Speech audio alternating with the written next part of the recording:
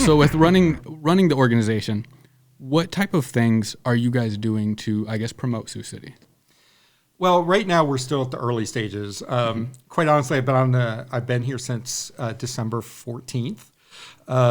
So we started from scratch. There was no office. There was no phone lines, no nothing. So we've gotten all of that done.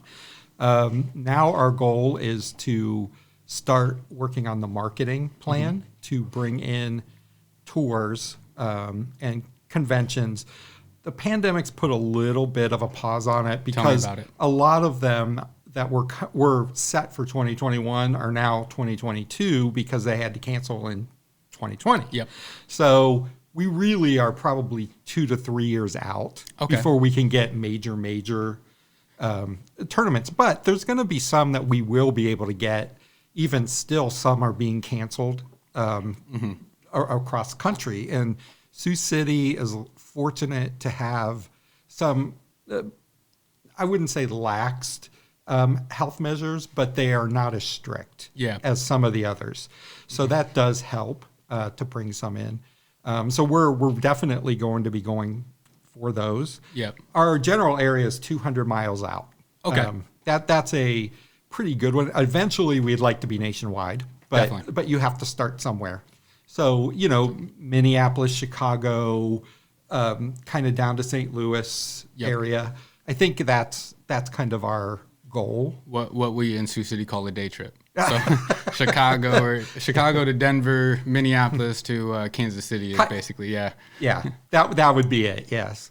So what I'm doing right now is going to some of our attractions, which I still have quite a bit to go to. So forgive me if I haven't been to you yet. It's all right. December and January aren't great traveling months or visiting months even. So well, what I'm doing is trying to get some experiences made so that when we bring up like a motor coach group, a bus group in, they get something totally different than the average person would get. And I'm just going to use this as an example because I spoke with them, but the Sioux City Symphony. Not only can we give them a tour of the Orpheum, which is beautiful in itself, we may be able to get a personal concert from, a violinist or a pianist, even if it's just 20 minutes. That is something they will remember because you or me off the street could not get that. Right. And that's going to be great. And then they hopefully will come back with their families, friends, see a whole concert from the symphony, or wherever we go. It can be, there's so many different attractions here that we can do, Palmer Candy, take a tour, or the Jolly Time Popcorn. Yep. There's just things that are unique Pop to this into area. Honeywave Media, get a video taken of them, write me a check. They're on their way. There we go. I love it. Hey, we made an experience right here. Plans are coming together. I love it. Perfect. Have them be on a podcast. They'll be on their own podcast. Yep. No guarantees on release, but it will be recorded. There you go. I like it. I mean that's definitely the big idea. I feel like is that I try to paint myself as a little bit of a Sioux City expert. And I do believe that there are so many things in Sioux City that people don't know about. And I don't know what the disconnect is between people who've lived here their whole life and people who don't know about the Sioux City Symphony. I'll tell you right now, the symphony is just not my thing. So I've never really been to the symphony. That's okay. But I've heard great things. I mean, I've gone to, my grandma had off-Broadway show tickets down at the Hard Rock for years. So I've been to Grease and Jersey Boys about 5 times each with her. So, so there's plenty to do. And I guess I always give the example, I'm at that age where basically most of my friends have moved to Chicago or Denver, or Minneapolis by this point. And they always tell me, you should move to Denver. It's so great. And I say, what do you do? And they say, we go to these 3 bars that are our favorite, and we go to these 8 restaurants, and we go to, and I go, I do all that in Sioux City, and I don't pay more. I don't even pay half of what you pay to live there. So I'm not really seeing the draw of it, but living in Eau Claire, we had thought about moving to Minneapolis, and because the city's incredible, but it is really pricey to live. And I mean, yes, it could be worth it because you have all this stuff around you. But to me, a city the size of Sioux City, Eau Claire, Wisconsin, those are the types that you get to know people. You get all the personal attention. When you go to a restaurant here, they know who you are. I've already started to get recognized, and I've only been here 2 months. That you don't get that in a big city. Definitely not. And I think there's something to be said about living in a town this size too, where you can expect to see somebody again. That you better treat them pretty nicely the first time you meet them. You don't get away with the asshole behavior very much here. I totally agree, and that's great. Yeah. I'll take it. Right? Yeah, me too. Yeah. So, what is your organization? Is it like a nonprofit or is it a government entity? It is a nonprofit. Okay. We are a 501c, I think is what it is, or C6. Basically, how we're funded is we go to the different areas of town, like the city of Sioux City, North Sioux City, and we give a pitch about what we have to offer, and they will give us a certain amount of money to promote the area, which is wonderful. We're also doing hotels, and we have them sign up for it's a fee where they will get the first dibs on like a convention. We will send them the RFP, which is a form that is sent out to get requested rates. Request for proposal, right? Yeah, RFP. yeah. So they will get that before other hotels will. And it kind of helps them. It helps us.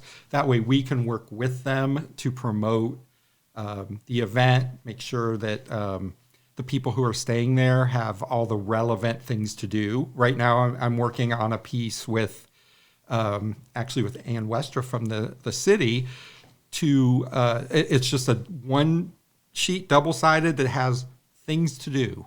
Oh, okay. And we are going to give those out at the NAIA and the wrestling tournaments. And just because people they often will stay in their hotel. Yep. We want them to get out of their hotel. And the worst possible thing that somebody could do when they come to Sioux City is to, I know that some chains are locally owned and operated, but to go to your hotel and order a Domino's pizza, right, or to feel like you want Mexican food and go to, well, I guess we don't even have like a Monterey or not Monterey, but a Carlos O'Kelly's anymore, but like not get all of the local food that we have to offer here because it's crazy good, and want Chinese food and get Panda Express. A way to make sure that visitors to the city are aware that that's not the place to go in Sioux City is important. And on our website, we do list those places because and I mean visitors. Some visitors do want what they know.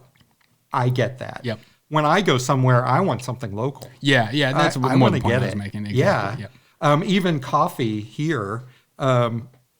Before I moved here, I was a Starbucks fiend. Yep. Since I've been here, there's so many great coffee shops. I have not even missed going to Starbucks. Right. And that's what I'm hoping happens when visitors come, that I can say, you know what, I'm not going to give a plug, but to blah, Go blah, ahead. blah. We can say it. Stone Brew. High Ground. Hardline. Coffee Works. Even Scooters. Yep. Well, Scooters, we'll give them a soft pass being from Lincoln, but Sioux City first. I had never had any of those. I mean, Scooters isn't nationwide. No, they're pretty regional actually. But those are something that you don't get anywhere. And so, but yes, do we have a Starbucks? Yes. If you really want it, we need to provide that for them. Right. And I think that's ultimately what the Visitors Bureau is for. We listen to what a visitor wants, give it to them, but give them options that they may not know about. Yes. And something I don't know if this is Sioux City specific, but I live here, so I recognize it, is that some of our best local joints don't do a great job of promoting themselves, don't do a good job of letting people know what hours they're open or where they're located or any of that crap. It's, you know, it truly turns into a locals only type club that I'm sure isn't intentional. And so that, like, having an organization that's able to give that information out to people who are looking for somewhere to go is a big asset to those businesses. A lot of it is some people do not understand how social media works.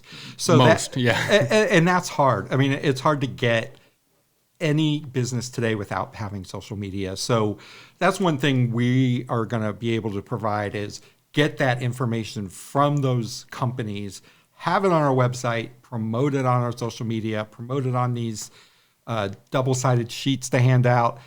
Then word will start getting out that Sioux City is a foodie town. Yes. It's a sports town. It's an art town. You know,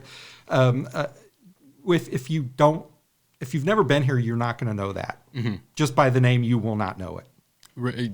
Literally. And yes. I mean, you ask the average person from Omaha or Sioux Falls, they got a lot to say about Sioux City. They can take all that and shove it. But Sioux City does not deserve its reputation that it has. As far as, you know, people, you say, what is Sioux City like? They go, it smells. Well, okay. Don't be a baby about it. But it's not even necessarily reputation. It's that they don't know. Yes. You know, being from outside of Iowa, I didn't know much about the area. So it's a lot of it's coming to it, educating yourself. As soon as I came here, my partner and I, we fell in love with it, and we said we can't wait to be here as citizens of Sioux City.